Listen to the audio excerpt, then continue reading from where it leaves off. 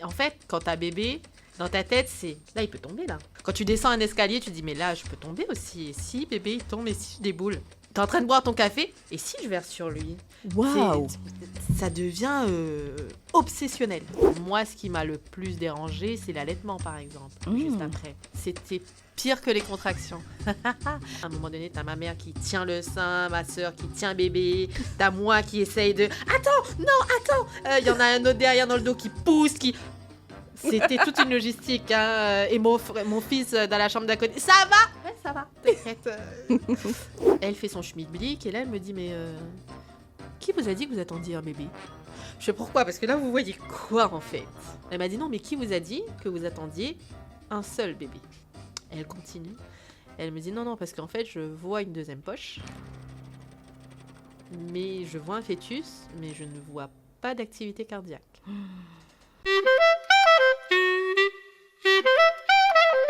Histoire de vie avec Sukasula. Bonjour, soyez les bienvenus dans ce nouvel épisode d'Histoire de vie. Encore une fois, on se retrouve avec ma chère Julie pour parler des joies de la maternité. Comment tu vas ce matin? Moi, ça va, mais un peu déçue là, parce que j'ai vu que mes conseils, tu les as pas écoutés. Effectivement, parce qu'entre-temps, quelques changements physiques, hein, le nez s'est élargi légèrement, les lèvres ont gonflé, je sais pas si tu vois. Tout a gonflé, Et puis ce ventre qui a explosé, ouais, donc effectivement, je n'ai pas trop suivi les conseils, enfin quoique. T'étais là pour nous décrire un peu ce qui se passe, nous donner envie ou pas. Voilà. En tout cas, nous... Je vais tester moi-même. Exactement, oui. Et entre-temps, j'ai expérimenté pas mal de choses. Hein. On aura l'occasion peut-être d'en parler dans cet épisode de podcast. Mais Julie, on parlait de ton accouchement dans le précédent épisode. D'ailleurs, si vous ne l'avez pas vu, c'est l'occasion d'aller y jeter un petit coup d'œil. Hein. Après avoir regardé ou écouté cet épisode, vous allez sur ma chaîne, Soukaina Soula, ça n'a pas changé. Vous regardez l'épisode 1, épisode un peu pépite. Même si, bon, ton récit d'accouchement donnait plutôt envie de s'abstenir. Hein. Voilà, l'abstinence. Parce que je rappelle que tu as passé quand même 3 jours de travail avant que bébé ne sorte. Oui. Et c'était assez cardio, c'était assez hard. Et tu nous disais que finalement, tu avais qu'une envie, c'est de... Mourir. Oui, j'avais pas envie de dire ce mot. De rendre l'âme. De partir de l'autre côté. Mais voilà, 9 mois plus tard, bébé est là, bébé est en bonne santé, bébé commence à faire ses premiers pas. Bah là, en ce moment, c'est génial parce que du coup, il apprend de nouvelles choses tous les jours. Ok. Et j'apprends avec lui parce que du coup, je m'adapte également avec lui. Et la vie est belle. La vie est belle? La vie est belle. Et les heures de sommeil sont respectées? C'est pas grave. C'est pas grave. Je suis fatiguée. Ouais, mais non. Donc Julie, là... On a passé le cap de l'accouchement dans le premier épisode. Allez le regarder si ce n'est pas encore fait. Et là, aujourd'hui, on va parler du postpartum, ce qui se passe physiquement et mentalement aussi un petit peu après l'accouchement. Mm-hmm. Déjà, physiquement, quand tu viens d'accoucher, il se passe des choses qui ne sont pas très agréables au niveau de la choupette, si je peux dire ça comme ça. Tu me parlais récemment de déchirures. Tu me parlais d'épisiotomie. Comment est-ce qu'on vit ces moments-là? Bon, toi, je sais que tu avais pris la péridurale, mais qui ne fonctionnait plus à un moment donné. Donc, est-ce que déchirure ou pas? Est-ce que douleur ou pas? Non, en fait, la péridurale, c'est magique sur le moment. Tu ne sens pas quand tu es déchiré ou quand on te coupe. D'ailleurs, si on te dit « Madame, il faut qu'on coupe », dis oui. Dis oui, parce que déchirure, la manière dont ça va se déchirer, ça va partir dans tous les sens. Donc c'est vrai qu'après, elle va recoudre, etc. Oui, après, elle te recoupe. Tandis que couper, elle sait où il faut couper, etc. C'est bien, c'est propre. Waouh. Parce que déchirer, à un moment donné, elle m'a dit « Ça a déchiré jusqu'à l'anus. » Pardon? Pardon? Donc comment on va faire pour recoudre? Attendez, il faut qu'on aille voir le médecin. Non, c'est bon. Cette fille, je crois que c'est la définition même de transparence. Il faut dire les choses. Et de zéro tabou. Non, il faut pas cacher. Mais non, c'est compliqué. Et c'est vrai qu'après, tu saignes. Et ces fameux points de suture. Comment tu les vis ? Est-ce que tu sens l'aiguille traverser les cils en train de... Enfin, si, tu Moi, sens... je vais dans le détail. Hein. En fait, c'est comme quand t'as la jambe endormie. Ok. Et que quand on te touche, tu sens qu'il y a quelque chose qui te touche, mais tu sens pas forcément... la sensation n'est pas la même que quand t'as pas la jambe engourdie. C'est exactement pareil. Donc là, tu sens pas, mais tu sens. Donc non, tu sens quand on passe le fil. Voilà. C'est pas la joie parce que tu t'imagines. Donc dans ta tête, tu sais que normalement c'est douloureux, mais là c'est pas douloureux, donc tu ne sais pas trop. Et une fois que les sensations reviennent et qu'il faut aller aux toilettes. Le premier pipi, le fameux pipi. Parce qu'on te dit, hein, en plus, il faut aller prendre ta douche. Quand tu passes la main pour ta toilette intime, tu sens les fils. Oh putain. Tu sens les fils. Et là, tu te dis, ouais, d'accord, bon, je fais la petite toilette. Mais tu veux pas que ça s'infecte non plus. Donc, en même temps, tu es obligé de faire une bonne toilette parce que tu te dis que si jamais infection il y a ici... Waouh. Voilà. C'est rajouter des problèmes dans des problèmes déjà. Donc non, je vais le faire. Je vais bien le faire. Ça donne envie. Ça donne après, envie. Tu prends le temps qu'il faut, mais voilà, c'est très stressant. Même le premier pipi, le premier caca, voilà. Et dans tout ça, il y a aussi ces saignements, les fameux lochis, je crois, on appelle ça, saignements après accouchement. C'est vrai que tu viens de vivre un moment assez intense, assez dur. Et tu as passé 9 mois surtout sans voir les Anglais débarquer, la joie.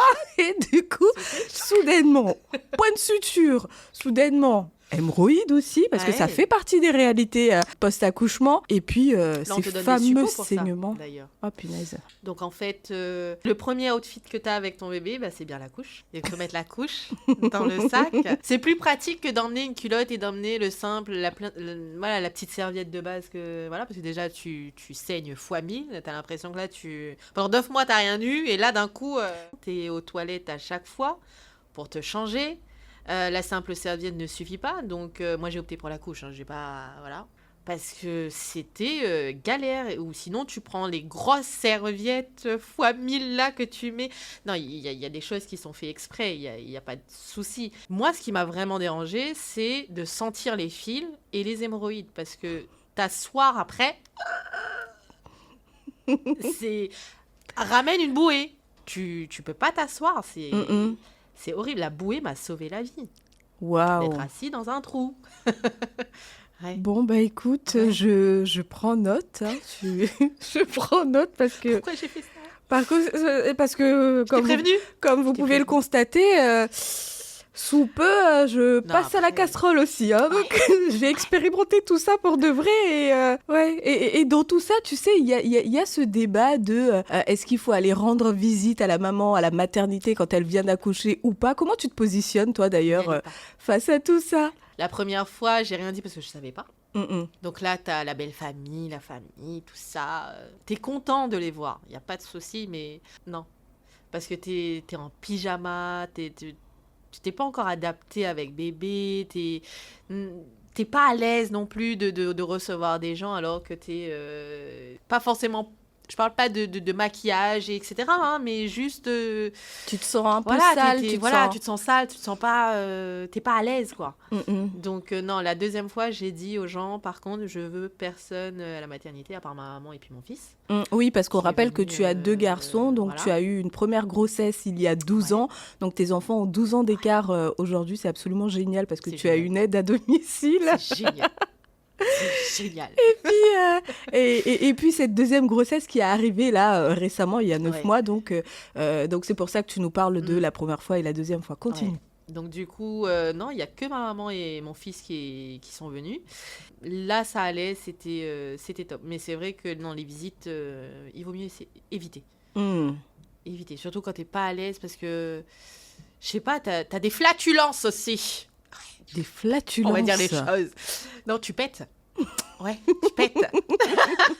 Non, mais à force de forcer, t'étais là, t'étais en pression, ton corps ne comprend plus. Est-ce que c'est glamour. Est-ce que c'est pas la meilleure invitée pour nous parler de ces choses qui se passent après l'accouchement ? Non, mais parce que du coup, oui, il y a énormément de choses que moi, à mon âge, j'ignore. On nous dit pas concernant- ça quand on parle Exactement. de la maternité. Non, tu verras, c'est génial.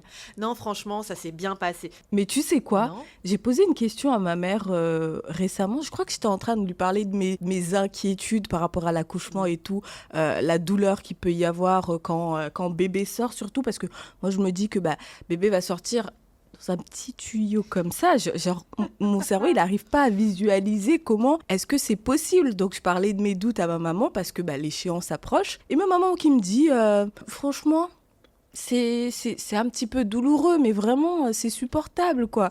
Et là, je me suis dit, ouais, d'accord, ouais, tu crois vraiment que je suis naïve au point de... Non, après, c'est magique parce que on oublie. Oui. Vraiment. Quand tu as bébé, après, tu te dis « Ah, c'est ça l'amour !» C'est là que tu découvres La vraie définition du mot. La vraie définition du mot. Tu es amoureuse, c'est dingue. C'est assez magique ce que tu dis, parce que moi, du coup, en tant que future maman, je conscientise beaucoup de choses, tu vois.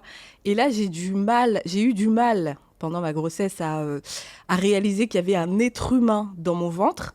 Et du coup, j'ai du mal à me projeter que ces petits coups de pied que je peux recevoir par-ci, par-là, enfin ces petits goudoudou, que c'est un humain que je vais aimer. Oui. Donc là, le jour où on me le pose, si j'ai pas cette bouffée d'amour, Julie, moi, je te passe un coup de fil et je te dis, bon, t'as accouché dans quelle maternité? Si ça se trouve, le problème, c'est dans la mienne. Non, mais c'est là que tu penses à la mort. Parce que je me dis, en fait, quand t'as bébé, dans ta tête, c'est... Là, il peut tomber, là. Quand tu descends un escalier, tu dis, mais là, je peux tomber aussi. Et si bébé, il tombe, et si je déboule? T'es en train de boire ton café, et si je verse sur lui? Waouh! Ça devient obsessionnel.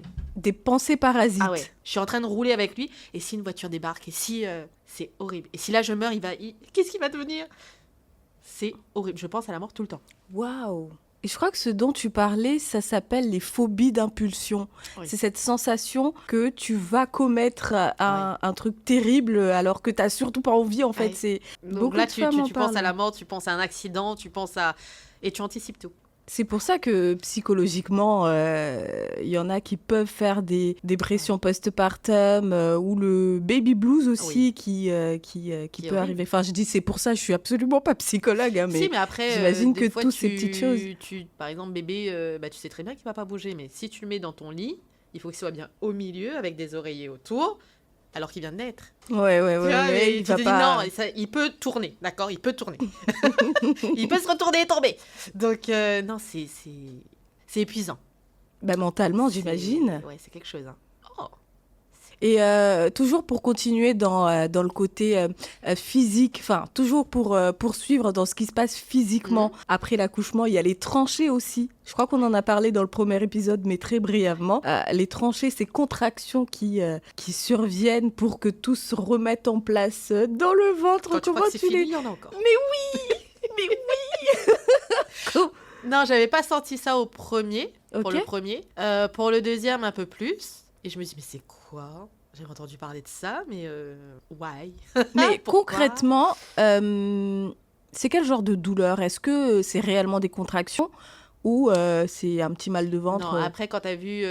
Non, c'est des coliques. Hmm. Quand tu sais par quoi tu viens de passer, les contractions d'après, tu sais, C'est c'est rien. du pipi de chat, mais tu les sens. Voilà, c'est gênant, c'est comme des coliques. Mais voilà, moi, ce qui m'a le plus dérangé, c'est l'allaitement, par exemple, juste après. C'était horrible. Waouh, Parce que horrible j'ai carrément. saigné, ouais, c'était pire que les contractions. Non, c'était horrible parce que même la sensation du t-shirt sur le téton, ton soutien-gorge, même porter bébé, parce que du coup, à un moment donné, t'as une montée de lait et tu sens tes montées de lait. Et tu sens que porter bébé à ce moment-là, lui, il cherche avec sa petite tête. Et c'est bizarre parce que tu te dis, il vient de naître, il ne sait rien. Mais ça, il sait. C'est instinctif. C'est instinctif, c'est magique. T'aimerais pouvoir lui donner. Mais tu ne peux pas parce que t'as mal.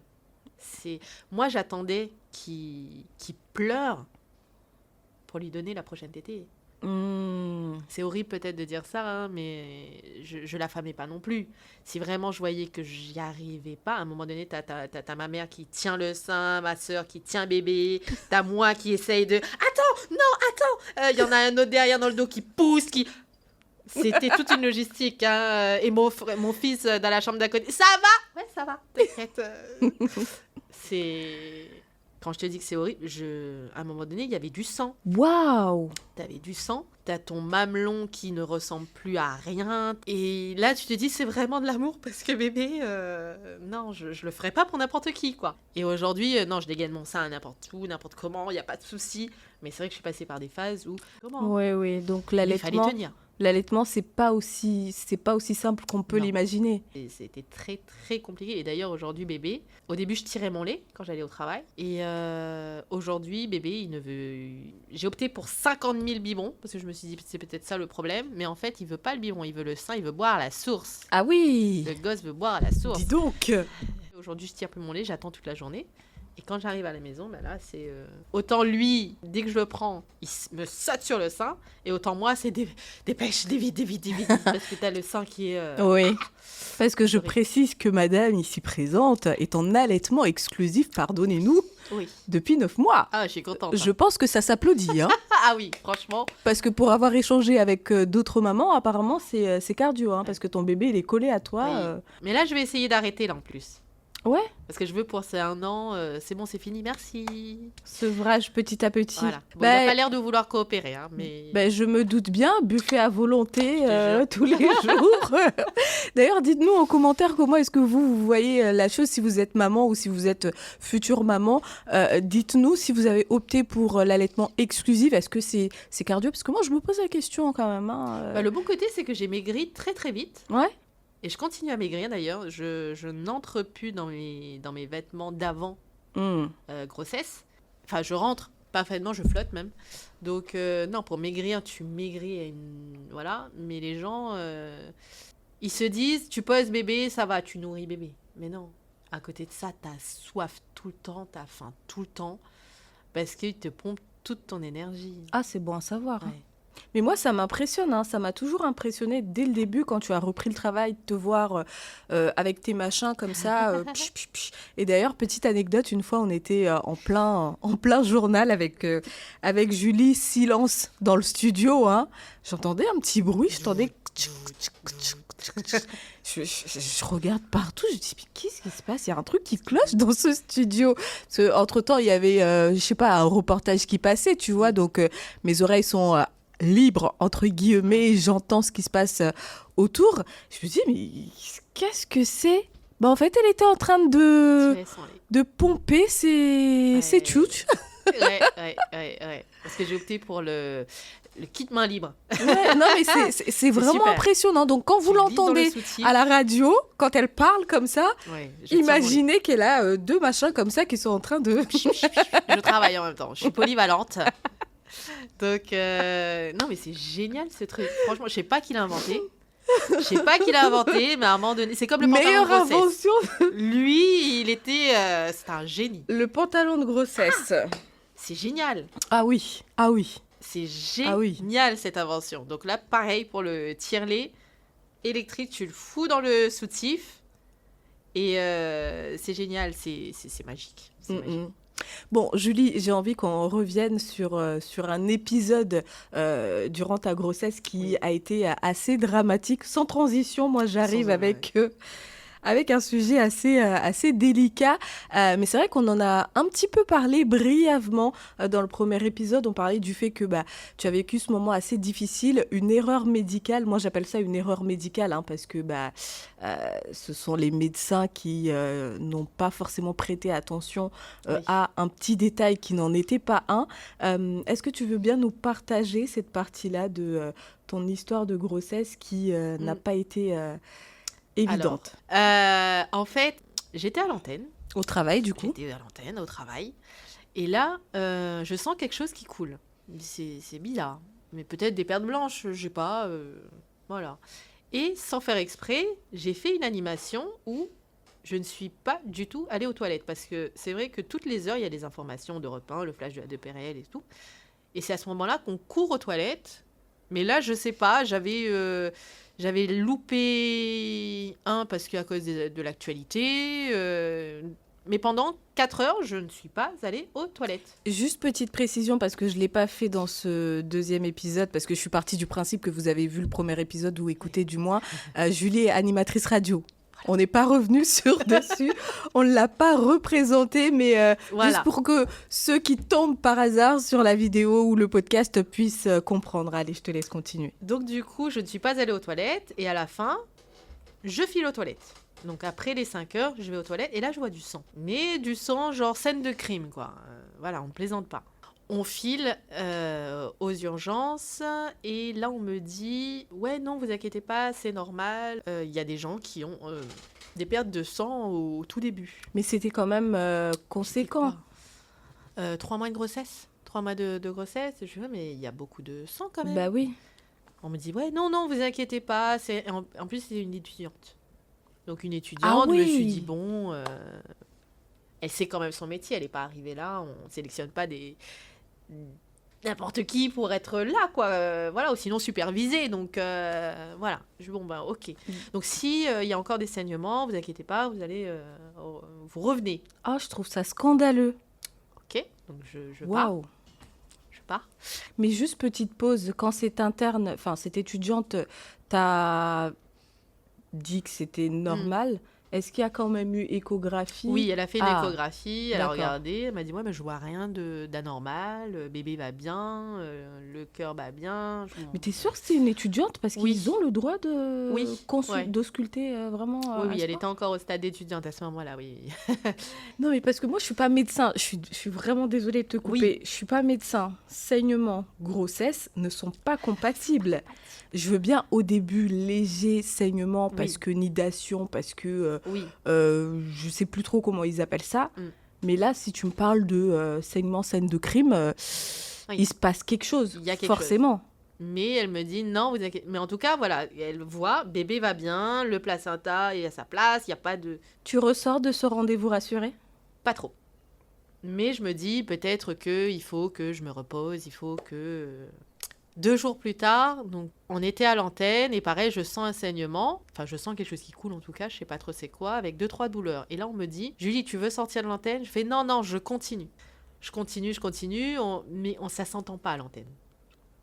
Ça s'entend pas, je reste professionnelle jusqu'au bout. Oui. Il y a Christophe Damour à ma droite qui me fait « Ça va, t'es sûre ?» Je fais « Oui, t'inquiète, c'est bon. »« Non, je reprends ta place. » Je fais « Non, c'est bon, je vais gérer. Il me reste 2 heures, je vais gérer. » Mais je sens que ça continue à couler et j'ai de plus en plus mal quand même. Donc je lui dis « Tu sais quoi, appelle quand même les urgences et demande s'il y a moyen qu'on me prenne. » Et là, je me rends compte qu'il y a à Sainte-Clotilde, justement, urgence maternité. Oui. Les urgences qui disent « Ouais, mais la première fois, elle n'est pas venue chez nous. Repartez au GHER. » Non, repartez au CHU, pardon. Oui, au CHU, Voilà. Forcément, parce que Je voulais pas trop le dire, mais voilà. Oui. Repartez au CHU. Donc là, on fait « Ouais, mais non, en fait. Vous êtes les urgences maternes, donc dans un instant, on va certainement l'emmener. On ne sait pas. Et on aimerait avoir votre avis sur est-ce que c'est normal qu'elle a des douleurs, elle a 3 mois de grossesse, etc. etc. » Donc là, non, on la veut pas. On a fait quelque chose on devrait pas le faire. Et là, ils disent, ils voulaient me parler. Et là, Christophe qui dit, ben non, elle peut pas parce qu'elle est en train de travailler. Elle est à l'antenne, on travaille à Radio Freedom. Et là, la sage-femme, je l'imagine derrière, mais comment ça, elle est en train de travailler? Vous me parlez de saignement, vous me parlez d'urgence. Comment ça, elle travaille? Voilà. Il y a eu Aucune ça en logique. premier. Et dans le deuxième, c'est Freedom. Ah! Venez tout de suite. C'est pas Je vrai. te jure. C'est pas vrai. Je te jure. C'est horrible de le dire et je sais pas si tu vas le couper ou pas. Mais d'accord, Je Radio coupe Freedom. pas, Donc moi. venez. Venez tout de suite, il n'y a pas de souci. Donc quand je quitte l'antenne, Ça a ses avantages de Voilà. travailler à la radio. pour le coup, ça a ouvert la porte en grand. Parce que je suis arrivée, j'ai été accueillie directement par le médecin. Elle me dit, vous inquiétez pas, de toute façon, on sortira pas de là, donc on ne saura pas ce qui se passe. Parce que si je saigne, c'est qu'il y a quelque chose. Donc c'est pas anodin. Elle fait son schmilblick et là, elle me dit, mais qui vous a dit que vous attendiez un bébé? C'est sa phrase. Qui vous a dit que vous attendiez un bébé? Je fais pourquoi? Parce que là, vous voyez quoi en fait? Elle m'a dit, non, mais qui vous a dit que vous attendiez un seul bébé? Et là, je me suis dit, mais on m'a jamais dit qu'il y avait 2. Donc, voilà. On me l'a jamais dit qu'il y avait qu'un, mais on m'a jamais dit qu'il y en avait deux. Donc, elle continue. Elle me dit non, parce qu'en fait, je vois une deuxième poche. Mais je vois un fœtus, mais je ne vois pas d'activité cardiaque. Donc là, j'apprends que j'avais des jumeaux. Et j'apprends en plus que l'un, voilà. Donc là, j'étais là. Attendez. On attend 2 minutes parce que là, le temps que ça... L'information puisse... Je comprenais pas les mots qui sortaient de sa bouche, en fait. Donc il fallait que j'ai tourné la phrase 50 000 fois pour lui... Répétez-moi exactement la même chose parce que je ne comprends pas ce que vous me dites. Je ne comprenais pas. Mon cerveau, il refusait de l'information. Hein. C'est normal, ça, voilà. Un choc. Ouais. C'était horrible. Et donc, du coup, voilà. Donc, au moins, j'ai eu l'explication. Et je lui dis, du coup, là, on fait quoi? Elle me dit, non, en plus la deuxième poche est au-dessus. Donc, du coup, il est en train de se décoller. Donc, c'est pour ça que le saignement. Soit ça va continuer à saigner et ça va glisser, ça va partir. Ou soit, quand bébé 2 grossira, ça écrasera la première poche. Et là, dans ma tête, c'est quoi? Ça va écraser la première poche, donc le fœtus. Donc il y a un risque aussi pour... Oui. Elle m'a dit que après la chance que j'ai, c'est que c'était pas de vrais jumeaux, donc pas dans la même poche. Donc là, ça va. Il faudra juste faire attention, mais sinon, il n'y a pas de souci, vous inquiétez pas. Ne pas m'inquiéter, d'accord. Et là, je me dis, ouais, mais j'ai fait 50 000 échos et personne n'a rien vu. Tu as été à quel stade de la grossesse? J'étais à 3 mois de grossesse et on me dit non. En fait, le fœtus ne s'était plus développé à un moment donné. Donc, du coup, je pense que... Ok, donc à 3 mois et quelques de grossesse, donc tu as fait l'échographie de datation. Donc, on peut se dire, ok, c'est passé inaperçu, même si, bon, je ne comprends pas trop. Tu as fait la T1, la première échographie. Ils n'ont toujours rien vu. Donc, c'est assez intriguant. Où est-ce que se positionner cette deuxième poche? Comment est-ce que ça se fait qu'elle soit passée inaperçue? J'imagine que c'est beaucoup de questions qui ont dû tourner en rond dans ta tête. Et moi, je t'ai vu pendant cette période. Tu l'as vécu assez, sortir de là, assez difficilement. C'était compliqué de sortir de ce rendez-vous. Parce que là, je me suis posé 1000 questions. C'était... Bon, au moins on sait, on a la réponse. Ok, mais maintenant je fais quoi? Ouais. Et je voulais plus entendre parler de cette grossesse à un moment. Waouh.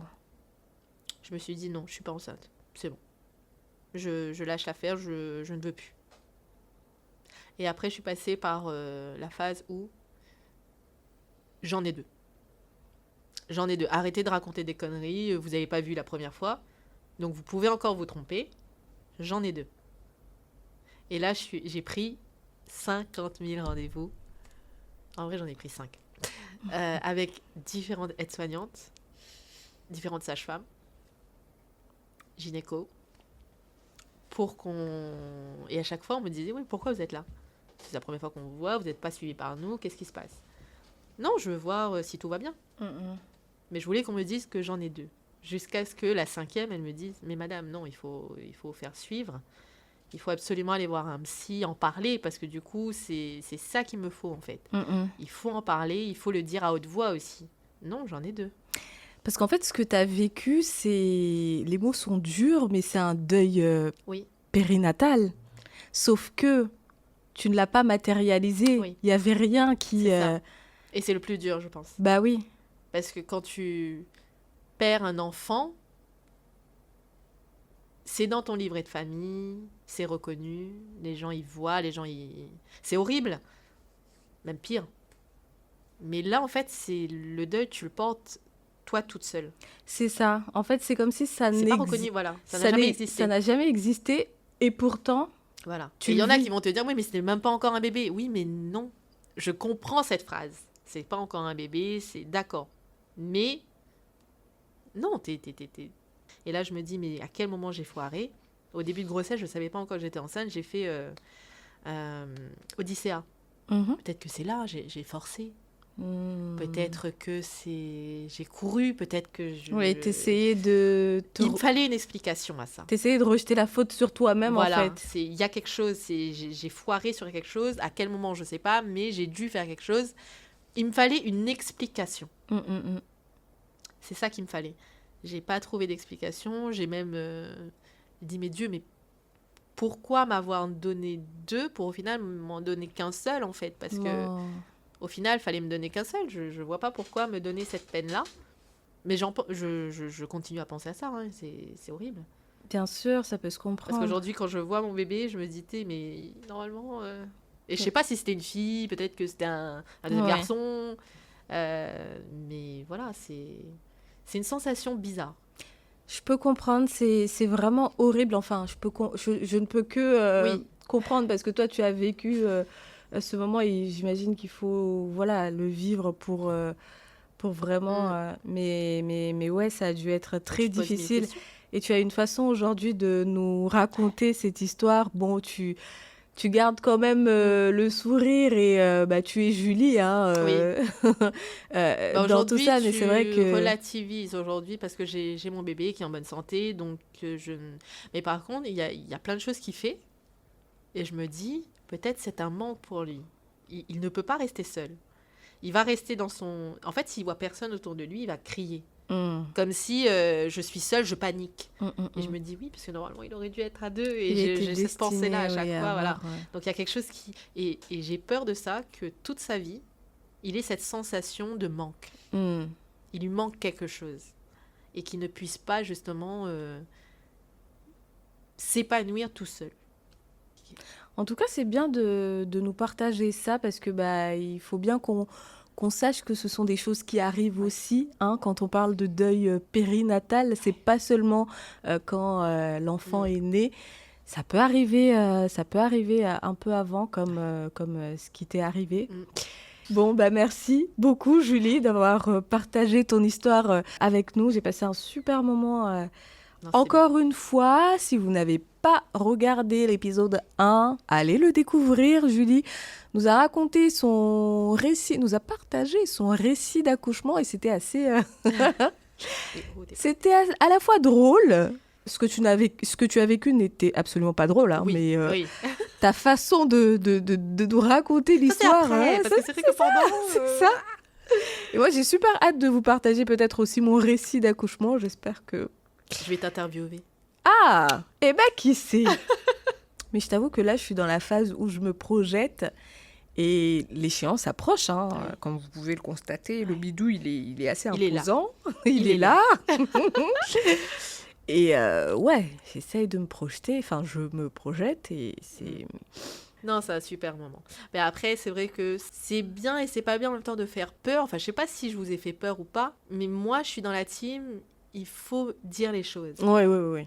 Ah non, mais moi, je suis absolument contente que tu m'aies partagé tout sans tabou parce que c'était vraiment une volonté de ma part de tout comprendre. Je déteste être surprise. J'aime bien savoir si là, quand on va me faire ça va être douloureux ou pas. Exactement. Je veux tout savoir pour ne pas être surprise parce que psychologiquement, je suis quelqu'un qui conscientise tout. Donc, je me prépare beaucoup psychologiquement aux choses. Si ça se passe bien, ça se passe bien. Mais si ça se...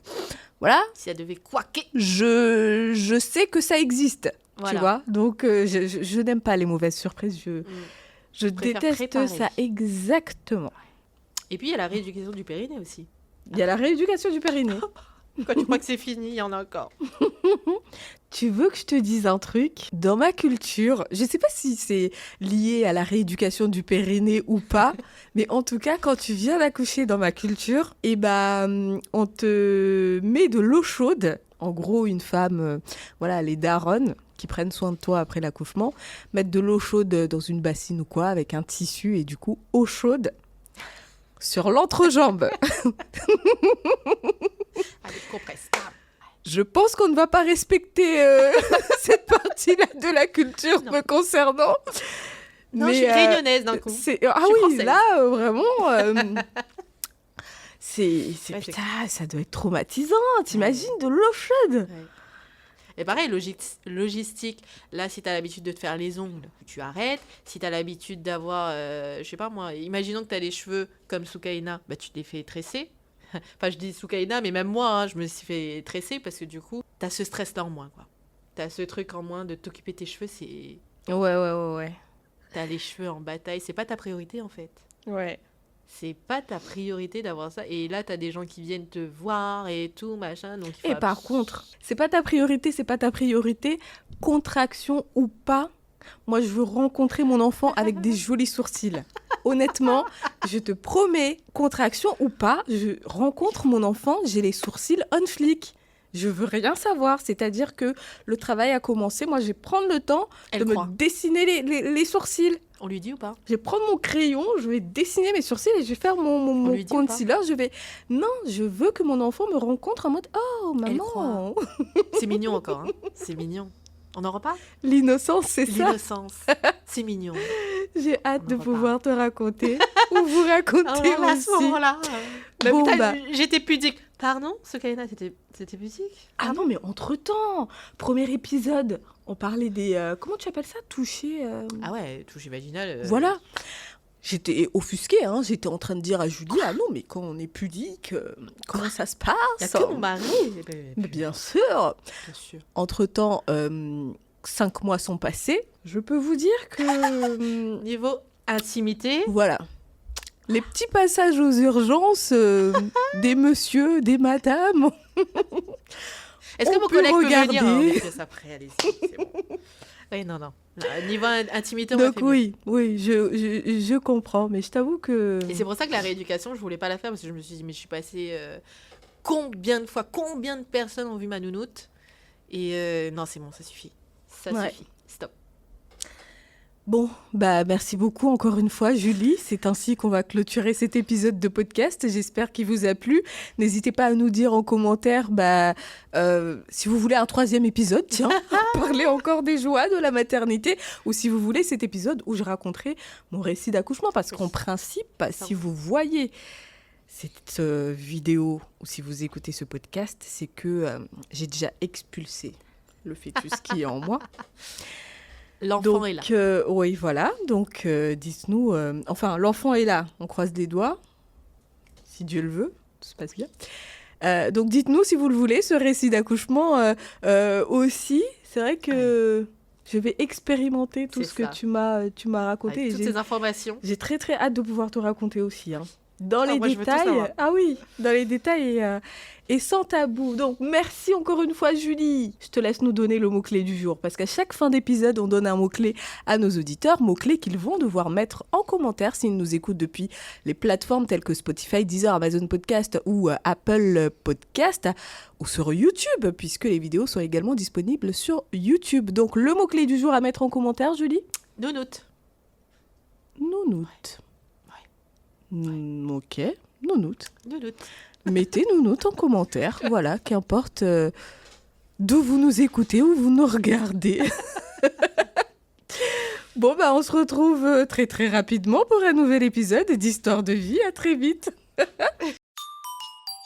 Merci d'écouter Histoire de vie. Si vous appréciez ce podcast, abonnez-vous pour plus d'histoires.